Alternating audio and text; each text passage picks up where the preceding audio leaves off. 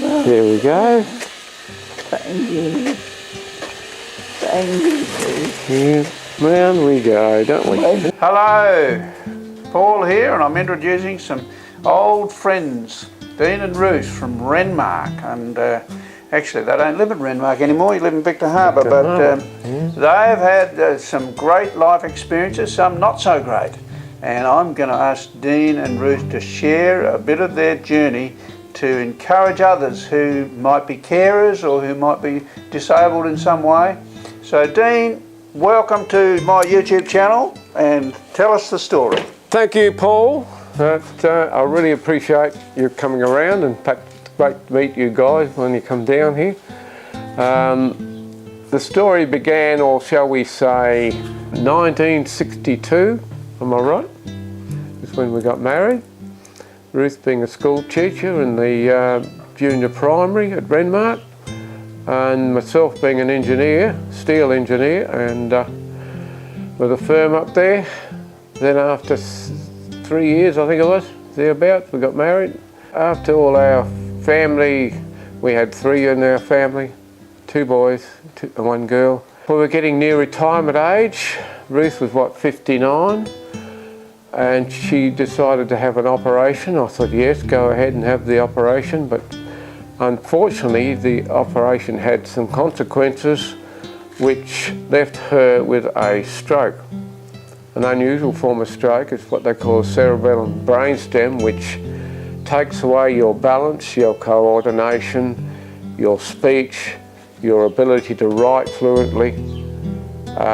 All this was taken from this lovely lady, and she regrets it ever since, but it's one of those things we just got to grin and bear and move on. And it's easy to say that, and I'm sure other people who may listen to this video will say the same. Oh, but this happened. But we have to move on in life. Otherwise we hang on to the things that happened to our lives, we get nowhere, we don't advance. Anyhow, at the time I'd been running my own engineering business for about 17, 18 years, and Ruth had this stroke January the 6th, 1999, and I immediately shut up shop. That was the end of my business. Fortunately, it was a quiet time of the year, always is around Christmas. So from then on, we sold the business and decided to go into full-time retirement. It's the only way I could look after this lovely lady of mine. You smiling? No. No? And yeah, I think a lot of her, and some people have said, oh, quite irrelevant things, you know, oh, gee, I don't know how you can keep on with looking after Ruth year after year. And I said, yeah, well, it's a do you remember your marriage vows, number 1? And I say to them, and I said, number 2, have you got a spiritual guide that's looking after you? Because I have, and he guides me every step of the way. Even when I know the going gets rough, which it does at times, doesn't it? But we go well. And that's what, how many, 16 or 17, I don't know how many years, I've been looking after Ruth, and I've even had more recently. Other people said to me, he said, oh, it was the second time. He said, oh, I think it's time you thought about Ruth moving into a nursing home. I said, no, I'm not ready for that. I'll know when I'm ready. The good Lord will tell me when I'm ready, when it's a necessary thing. There are times, we have our moments, like any family, whereby, you know, it becomes difficult, but you just have to sort of take a deep breath, grin and bear it, and pray to your good Lord up there who'll give you spiritual determination to keep on going. And I've also learnt from other people, because I think you learn a lot by listening to other people and what they advise you to do. I've been a member of the carers group even in Renmark before we moved down here, and down here I was one of the founding members of their carers group, and still am. Other people have come and gone because their circumstances change, but along with that, that gives me a break to learn about other carers, their situations.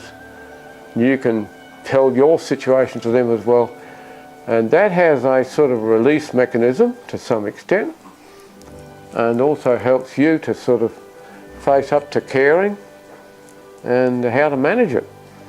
I had a respite while he had his knee fixed up for 6 weeks. And then I realised how much I need to be looked after. I have to have an injection twice a day and a lot of tablets. And I need help with getting my clothes, getting dressed and undressed.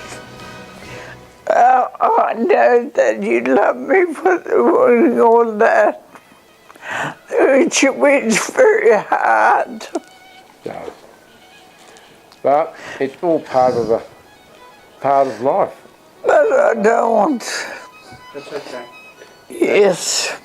An important part of caring role is that, okay, all carers do need a break from time to time, and we have our monthly meetings, you might say, with the carers groups and things. But most importantly, I feel, is every 12 months we have a 3-day, 2-night respite break. The last couple of years, or is it 3 years now, you've been going to Strathalbyn Yes. home there, like a private home, but it's run by Carers. a carers group, isn't it? And they look after Ruth, and she gets one-on-one attention, and that's great for Ruth. She has a break from me. I think we all need a break from our loving partners, whoever they might be. And in normal life, that happens. But it's far more difficult when you're sort of a full-time carer. But I wouldn't have it any other way. Thank heavens. No, not now. Thank you. The last few years in particular, I found that the more that I connect myself with the local church and the people therein, plus the more I care for other people, quite apart from just Ruth, that has been one of the most valuable lessons to me over my lifespan. To know that the good Lord up there is looking after each and every one of us if we allow him to. And yep, okay, I've had my share of problems, you might say, and we've continued to have problems from time to time, but there's always somebody there that gives us strength. And this has one of the most valuable lessons to me. And also Ruth, it's helped her a lot, and yeah, and just having a little furry friend around, it's just wonderful what they do for people. And you read about this in nursing homes and that, where they now allow dogs into. There's something about the experience of loving an animal as well as your fellow man or your wife or your husband, whoever it might be. There's something about it. I suppose they can't answer back, that's what it is, yeah. You know, when you first get married, it's like a honeymoon period and everything's roses and all the rest of it, and then things start to become different because you're taking on more responsibilities in life and so forth. But then, when something like this happens, it brought us closer together. And I feel, okay, with every bad thing in life, look for the good thing in life, and this is one of the good things that I'm learning to enjoy anyway. Aren't we? Right? Yeah, well, we're threesome these days. G'day, dog. Probably a nice way to finish that thing. You happy with it? Yes. I'll leave it at that.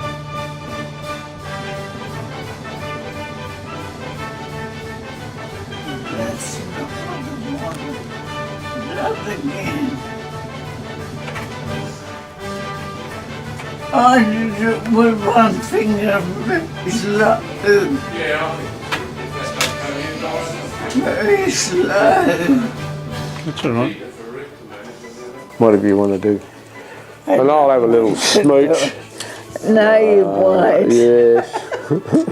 That came out very clearly. Oh, she's very authoritative, this lady. Is that the right word? That sounds good from you. Don't know what the place. You wouldn't be able Authoritative is good for Scrabble. But if you're being very economic with words, just call her bossy. Oh, she knows that. She's the boss. She always has. But I mean, yeah, haven't it? I have not. She's the boss, but now she's Can't help it. now I'm the subordinate. Hey, what? I can't help it. Okay. Where? When I don't hear her properly, she says, "Oh, you're dumb and stupid."